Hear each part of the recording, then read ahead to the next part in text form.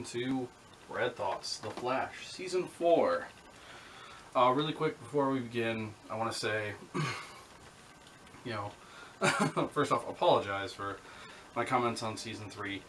They are my opinion, everyone's opinion is different, but I definitely feel like it was very accurate to say that it was rough, they dropped the ball, and I just want to leave it at that.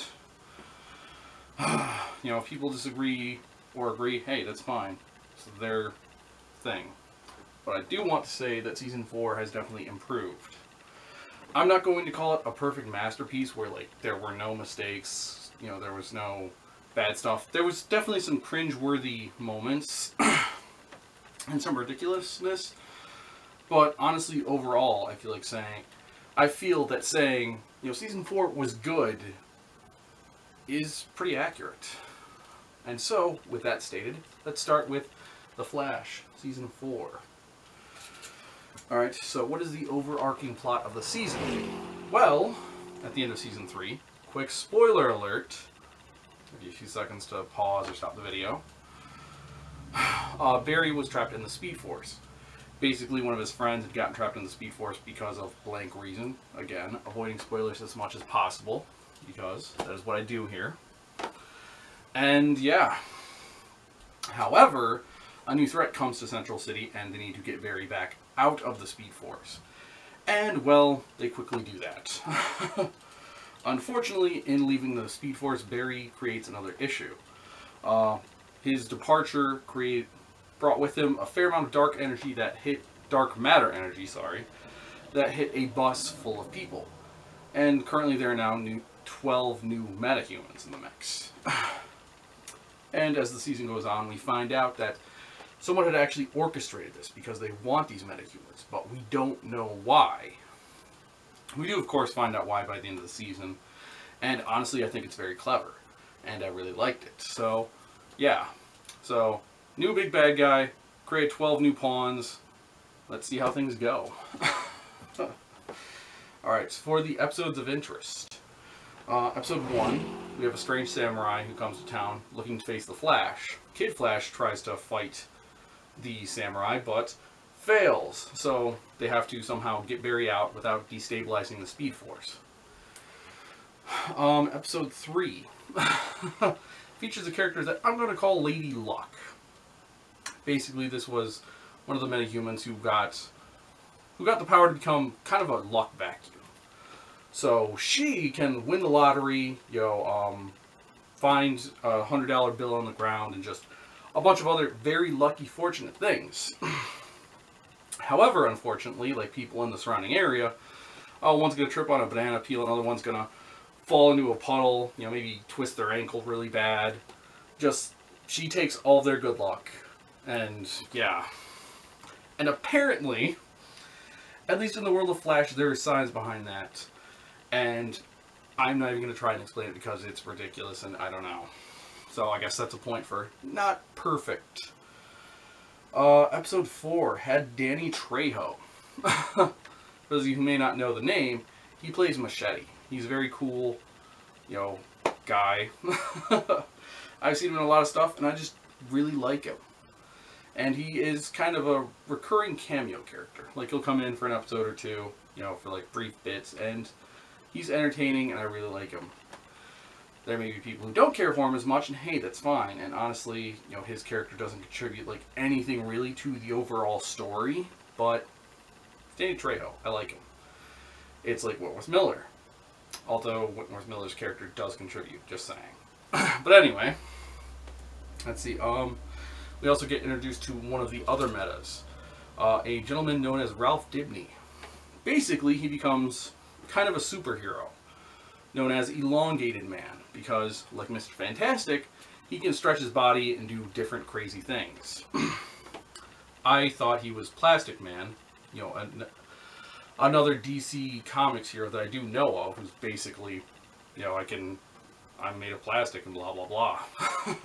I thought it was him. I don't know if it is, but yeah. But anyway, and also in that episode 4 still, we get to dabble in the gray area of people. Yeah, people some people will do bad things, you know, for the quote-unquote right reasons. And then, you know, the desperation of having to do more bad things to try and dig themselves out of the original hole that they made for themselves. So, it's not like big overall story thing, but it's an interesting thing to look at. Let's see, episode 5. Honestly, it was a throwaway episode. Basically, they're having bachelor and bachelorette parties at the same time, and there's some good growth for the female cast. You know, Iris, Caitlin, God, can't remember her name from Arrow, but basically the girls get to do some like kicking butt and good stuff. Whereas the guys go to essentially Hooters and Barry gets drunk, and it's funny. Like, I love drunk Barry. Let's see, episode 6. It's Ralph's first night out training with Barry. You know, we get to see one of the big cliche villain situations. You know, the villain is going to get away, but they've also created a dangerous situation for some hostages. So, like, what do you do? Again, it's not big for the overall story, but it's, you know, a cool dilemma that should be addressed with the superhero thing. Like, you're occasionally going to have to make those tough decisions. Episode 7, we learn more of the history of the prime suspect. You know, and it's interesting. Episode 8. This is another crossover thing because, like with season 3, episode 8 seems to be the crossover episode for, you know, all of the series. So, we have, this is the third part in a crossover with Arrow, Supergirl, and Legends of Tomorrow. This is the third part. This is Crisis on Earth X. And basically, the most basic summary for this is that Nazis are still a very prevalent thing on Earth. They've risen to power, and yeah, it's very bad and dangerous. Like I said, this is the third part. So it starts with Supergirl Season 3, Episode 8. Then it moves on to Arrow Season 6, Episode 8. The Flash Season 4, Episode 8. And finally, Legends of Tomorrow Season 3, Episode 8. I'm going to do this vertically rather than horizontally. I learned that in the last video. Just saying. See, Episode 9.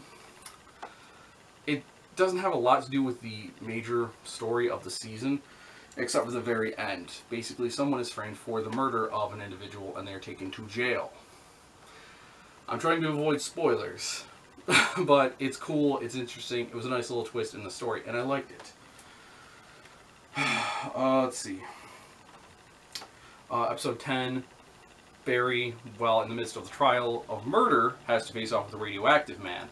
So we get to see the parallels of, you know, this person's trial versus the Flash, you know, being a hero and being celebrated. It's cool contrast, and I really enjoyed that.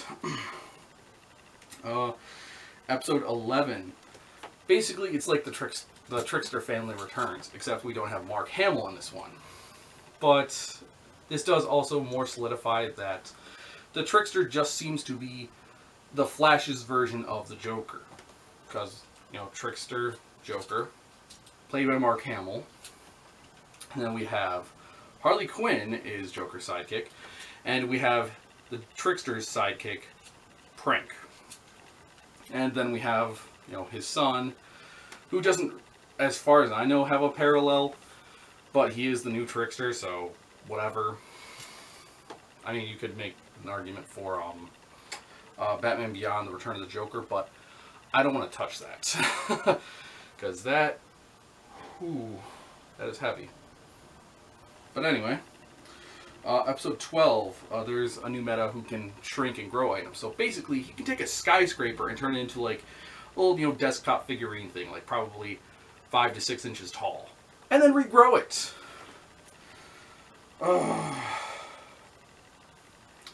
And then, okay, I have avoided spoilers as much as I can, but Barry went to jail for blank reason. If you forgot it, cool. If you remember it, my apologies. But anyway, he uses his meta powers to help out an innocent man who is, you know, stuck in jail for forever. Unfortunately, someone learns of Barry's meta powers and kidnaps him and plans to sell him because, you know, the black meta person market is a thing, which is interesting. You know, it's the real world parallel is, of course, human trafficking, and that's a sticky thing we don't want to get into because that's very not good. But yeah. So let's see. Episode 13. A part of DeVoe's plan is revealed. Basically, again, this is some more spoilers, but he created these metahumans that he could steal their powers, which unfortunately, in most cases, seems to kill them. Because he, like, takes a thing and just jams it into their skull, and yeah. Let's see. Also, and this creates a kind of a big plot hole, Barry is cleared of the crime that he committed, even though it doesn't make a whole lot of sense, and they do make a point or two of like, hey, if like law enforcement does this thing, they can essentially prove it didn't work, but it never comes up. So again, storytelling has some issues, but for whatever reason I could ignore it. And I'll wrap this up back in final thoughts, but I'm almost done. Episode 15, we are introduced to Flash Time. Basically, Barry is somehow able to move so fast that, like, you know, he can walk around normally like I am, but literally, like, he could do this for like 5 to 6 minutes, and it'll be more like he took 2 to 3 seconds to do anything, like in our time. So he's moving very, very fast, like speed of light fast, or something very fast. But it was a cool episode, very interesting, I enjoyed it. Let's see, episode 16, there's a meta who can transfer powers that is introduced. I don't know why this person was part of DeVoe's plan, but whatever. It makes the interesting scenario of Barry loses his powers, and his powers are given to Iris. And it's an okay episode, but I'm mainly noting it for the introduction of the meta. This was just some blah, we need to do character growth stuff, so here you go. Episode 18, there's an epic face-off between Team Flash and DeVoe. Worth the watch, trust me, there's some crazy stuff that goes on. Like, one of the big things that was my favorite was Joe faces off against a samurai dude with his, you know, police issue Beretta, handgun, whatever, and a samurai sword, and wins.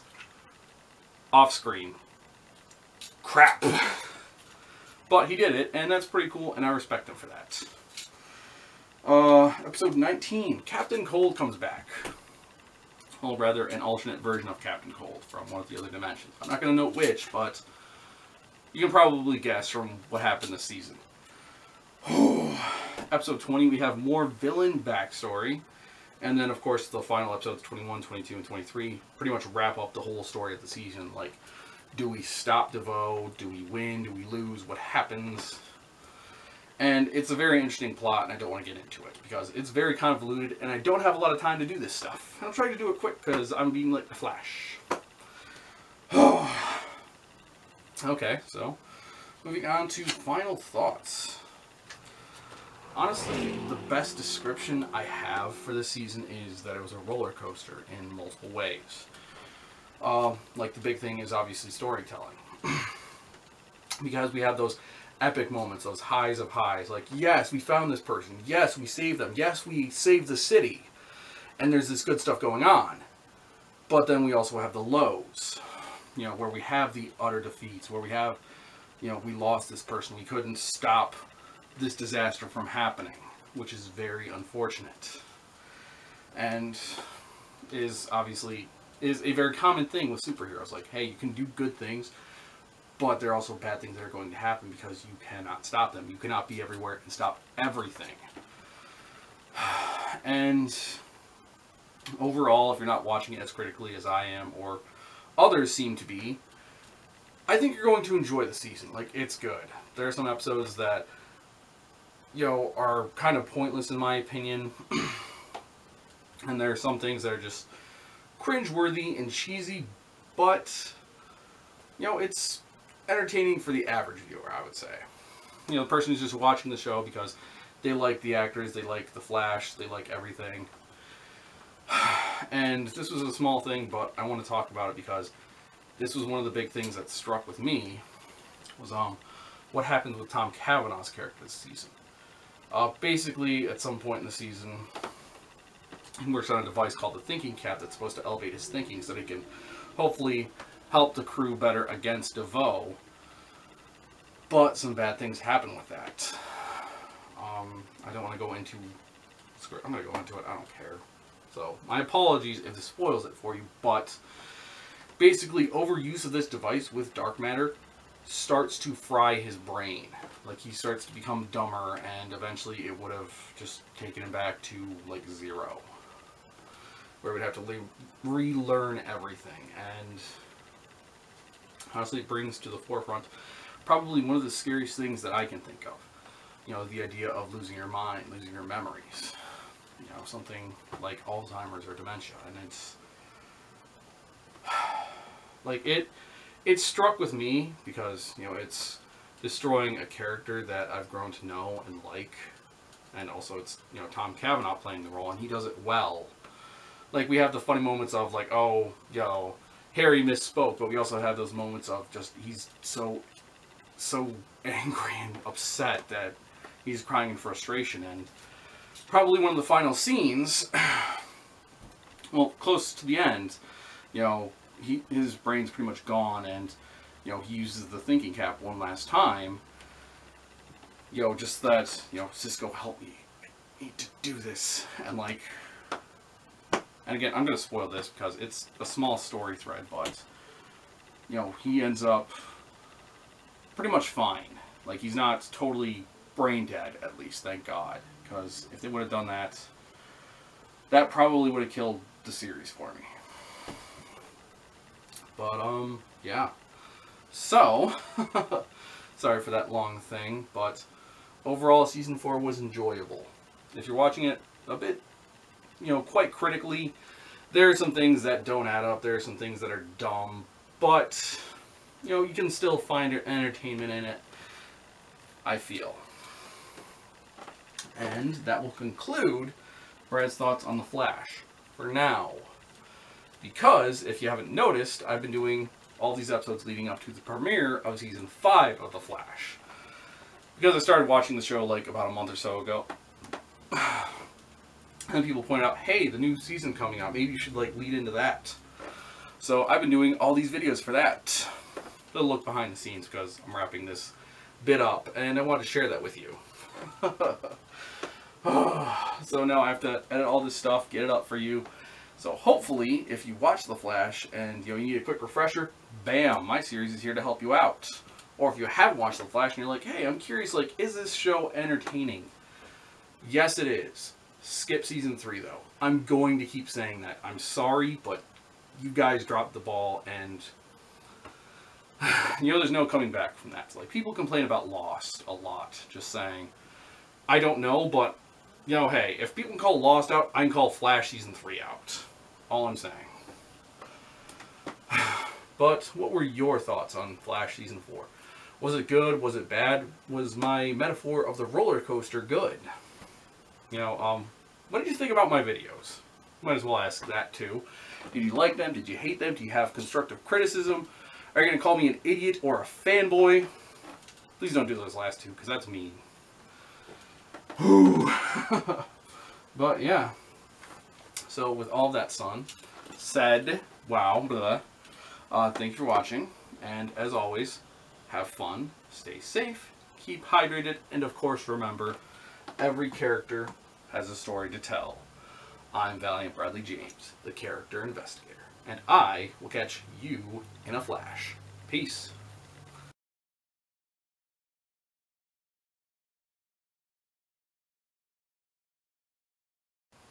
Hey everyone, and welcome to the post-credits, because I want to talk about the next 2 months really quick, because I have time, and I have a show.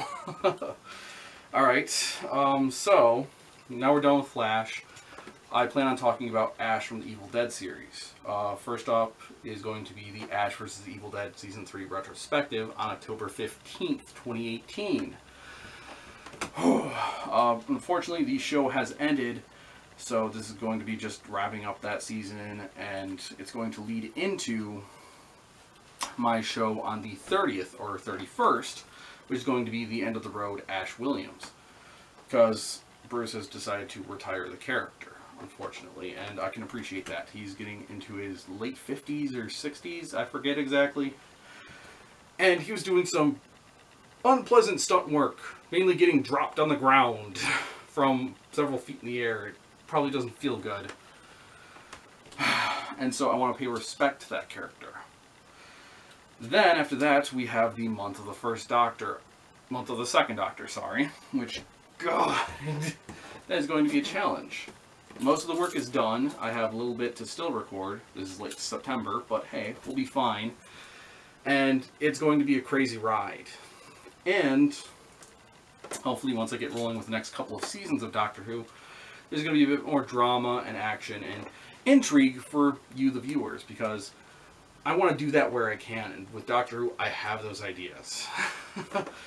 I just have to either do things myself or find a crew to help me out with that. So if you're one of my local people who wants to help out with that, get in contact with me. Let me know, because yeah, me playing off myself, I do that enough, but me playing off somebody else, it could help.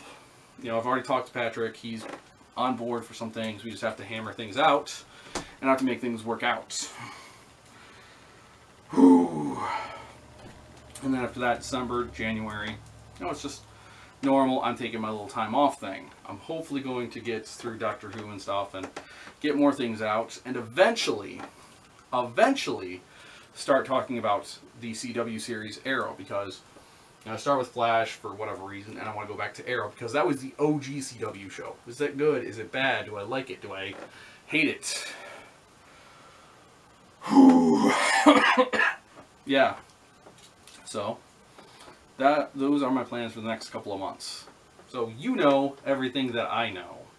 So I hope you enjoyed the video. I hope you plan to watch the other videos. If you have not, feel free to like, comment, and subscribe, of course, because that really helps me out. It shows you guys are listening and you care.